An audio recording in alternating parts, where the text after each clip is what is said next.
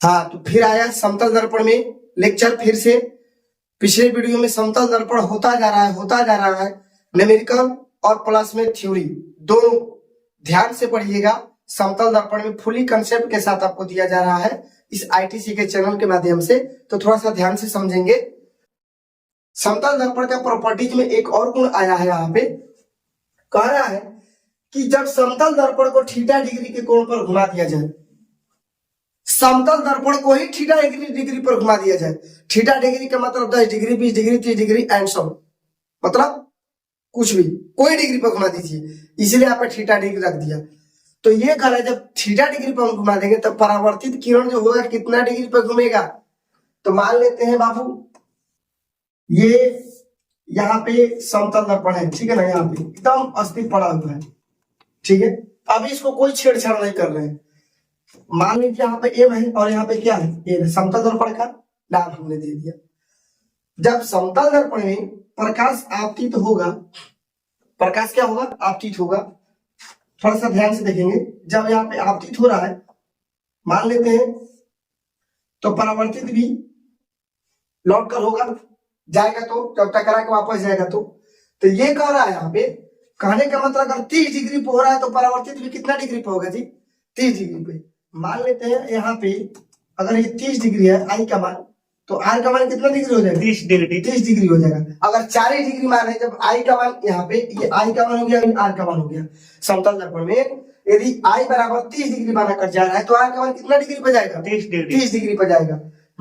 कहने का मतलब है कि जब तक इसको छेड़छाड़ ना किया जाए वो अपना सिद्धांत पर काम करता रहेगा। अगर ये मान लीजिए कि 45 डिग्री पे आ रहा है तो कितना डिग्री पे जाएगा, 45 डिग्री पे जाएगा। लेकिन समतल दर्पण को केवल कर रहा है, अगर मान लीजिए हम 10 डिग्री पर क्या कर रहे हैं, घुमा दे रहे हैं, 10 डिग्री पर क्या कर रहे हैं, घुमा दिया जाए, घुमा दिया जाए। इस समतल दर्पण को मात्र केवल 10 डिग्री घुमा देते हैं तो ये कह रहा है परावर्तित जो किरण है कितना डिग्री घूमेगा, तो ये 20 डिग्री घूम जाएगा। मतलब यदि थीटा डिग्री पर आप घुमा रहे समतल दर्पण को तो जो परावर्तित किरण कितना डिग्री पर हो जाएगा, 2 थीटा डिग्री पर घूमेगा। स्पष्ट बोला है कि जब समतल दर्पण को थीटा डिग्री के कोण पर घुमा दिया जाए तो जो परावर्तित किरण है कितना डिग्री पर घूमेगा, 2 थीटा डिग्री कोण पर घूमेगा।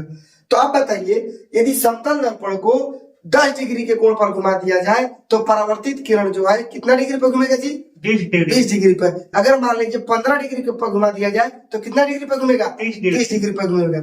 समझ में आया कि नहीं बात को, आ गया। अब बताइए कहने का मतलब ये इधर जैसे मान लीजिए हम ये समतल दर्पण यहाँ पे बना दिया और यहाँ पे आपतित हो रहा है 30 डिग्री, आपतित 30 डिग्री कोण बनाकर, मतलब आपतन कोण 30 डिग्री बनाकर आपतित हुई और परावर्तित कितना पे होगा, 30 डिग्री पे होगा। तो हम परावर्तन के नियम से जानते हैं कि आई बराबर आर, कोण आई बराबर कोण आर।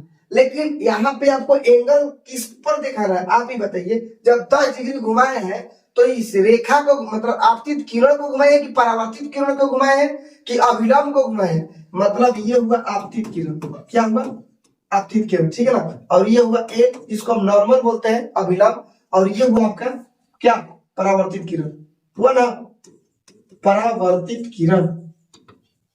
अब देखिए, और ये हो गया आपका समतल दर्पण, ये हुआ आई और ये हुआ आर। मेरे कहने का मतलब है ये जो कंसेप्ट कर रहा है कि जब समतल दर्पण को थीटा डिग्री के कोण पर घुमा दिया जाए, मतलब कुछ भी 10, 20, 30, 40 कुछ भी, तो ये कह रहे हैं कि परावर्तित किरण कितना डिग्री पर घूमेगा, तो 2 थीटा डिग्री पे। तो कहने का मतलब आपके विचार में क्या चल रहा है, आप किसको घुमाने की बात कर रहे हैं, आपतित किरण को, नॉर्मल को, अभिलंब को कि परावर्तित किरण को, अभी बताइए। समतल दर्पण को, समतल दर्पण को, ये अपना काम करेगा, ये रिफ्लेक्ट होगा। बस समतल दर्पण को थोड़ा सा क्या करिए, 10 डिग्री पर घुमा दीजिए। तो अगर 10 डिग्री पर घुमाइएगा तो परावर्तित किरण कितना डिग्री पर, 20 डिग्री पर। इससे मान लेते हैं, हम आपको दिखाते हैं, ये देखिए, ये जिसे कहने का मतलब ये है, यहाँ पे तो रिफ्लेक्ट नहीं हो रहा है, यहाँ पे देखिए, जिससे मान लीजिए यहाँ पे प्रकाश आ रहा है, ठीक है, ऐसे हम मान लीजिए दर्पण को रखे ऐसे ऐसे, ठीक है।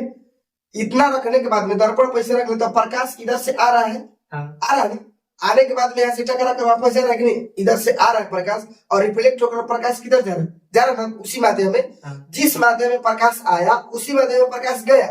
ये हो गया प्रकाश के परावर्तन के अनुसार, और आई बराबर कोण आर वहां पे बना रहा है। लेकिन यहाँ पे बात हो रहा है कि अब समतल दर्पण को अभी कुछ डिग्री पर नहीं घुमाया, 0 डिग्री है, ठीक है ना। तो अब हम क्या करेंगे कि समतल डिग्री को थोड़ा सा इसे घुमा देंगे, हल्का सा घुमाएंगे। मतलब मान लेते हैं थीटा डिग्री 10 डिग्री पर घुमा दिए, तो जब 10 डिग्री पे घुमाए तो हो सकता है कि आपतित किरण जो आएगा ऐसे आएगा, तो परावर्तित किरण कितना पे जाएगा, 20 डिग्री पर। ये वही बता रहा है कि अगर दर्पण को 10 डिग्री पर घुमाएंगे तो परावर्तित किरण कितना डिग्री पर घूमेगा, 20 डिग्री पर घूमेगा। मतलब इससे यह साबित हो रहा है कि यदि समतल दर्पण को 10 डिग्री पर घुमा रहा है तो परावर्तित किरण कितने डिग्री पर घूमेगा, 20 डिग्री। इसलिए ये बोला गया है कि जब समतल दर्पण को थीटा डिग्री के कोण पर ऐसे घुमा देते हैं ऐसे, तो इसका परावर्तित किरण कितना डिग्री हो जाएगा, 2 थीटा डिग्री पर हो जाएगा। ठीक है, तो इस टॉपिक को आपको ध्यान से समझना चाहिए, ठीक है ना। चलिए समझ में आया बाबू? हाँ। चलिए एक नया टॉपिक इसी में आ रहा है समतल दर्पण का। लगभग पूरा का पूरा कोशिश कर दिया गया है कि समतल दर्पण का episode by episode, lecture 1 lecture 2 video में कि पूरा का पूरा आपका जो क्लियर हो जाए। इससे एक न्यूमेरिकल भी बनेगा, ये थ्योरी है, न्यूमेरिकल भी पूरा बनेगा, कंपटीशन में आपका पूछता है। तो देखिए समतल दर्पण का अगला जो है टॉपिक में मतलब विशेषता में क्या कह रहा है, ध्यान से देखेंगे। कह रहा है कि व्यक्ति द्वारा अपने पीछे की दीवार का पूरा प्रतिबिंब, जैसे मान लीजिए हम यहाँ पे खड़े, किसी न किसी रूम में खड़े हैं, मेरे पीछे का जो दीवार है उसका पूरा प्रतिबिंब देखने के लिए बोल रहा है। देखने के लिए कम से कम दीवार की 1/3 ऊंचाई का दर्पण होना चाहिए। आपको समझिए, मतलब हम जिस रूम में खड़े हैं, हम अपने पीछे की दीवार को देखना चाहते हैं तो तभी संभव होगा जब दर्पण दीवार की हाइट का 1/3 दर्पण रहेगा। बात को समझ रहे हैं ना हम क्या बोल रहे हैं। यदि दीवार की ऊंचाई 90 मीटर है तो दर्पण की ऊंचाई कम से कम होनी चाहिए 30 मीटर। 1/3, जिसे मान लीजिए दीवार की ऊंचाई आपका कितना है जी, दीवार की ऊंचाई कितना है, 90 मीटर। दीवार की ऊंचाई आपका है, मान लीजिए आपका दिया है 90 मीटर। तो पूरा का पूरा दीवार देखने के लिए दर्पण में आपकी दर्पण की हाइट कितना होना चाहिए, कम से कम 1/3। तो दर्पण की हाइट कितना होगा, दर्पण की ऊंचाई होना चाहिए कितना बाबू, 1/3। 1/3 तो 1/3 गुणा 90 मीटर हो जाएगा ना 30, यानी 30 मीटर की आपको कम से कम दर्पण आप लेंगे, तभी आप अपने पीछे की दीवार का पूरा प्रतिबिंब देख पाइएगा। लेकिन उसमें भी एक कंडीशन है। क्या कंडीशन है, अभी देखिए। इस स्थिति में व्यक्ति को दीवार और दर्पण के कहां होना चाहिए, बीच में होना चाहिए, तभी ये नियम काम करेगा। इस स्थिति में व्यक्ति को दीवार और दर्पण के बीच में स्थित होना चाहिए।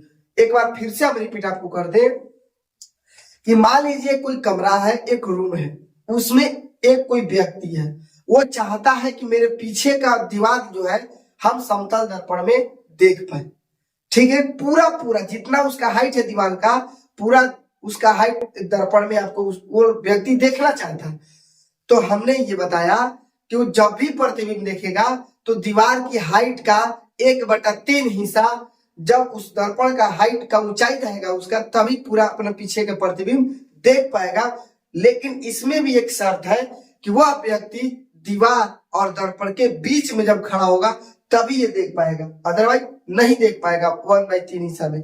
ये रूल गलत हो जाएगा जो अभी जो बोले हैं कि व्यक्ति द्वारा अपने पीछे की दीवार का पूरा प्रतिबिंब देखने के लिए कम से कम दीवार की 1/3 ऊंचाई का दर्पण होना चाहिए। इसमें भी एक शर्त डाला कि इस स्थिति में व्यक्ति को दीवार और दर्पण के कितना कहाँ होना चाहिए बाबू, बीच में होना चाहिए। तो इस पॉइंट को आप नोट कीजिए, सुंदर सा नोट्स बनाइए और न्यूमेरिकल को साथ साथ देखते जाइए, पढ़ते जाइए और आगे बढ़ते जाइए। और हो सके तो चैनल को सब्सक्राइब करते जाइए और कमेंट भी करिए, पसंद आया तो, अच्छा लगे तो। और मिलते हैं अगले एपिसोड में।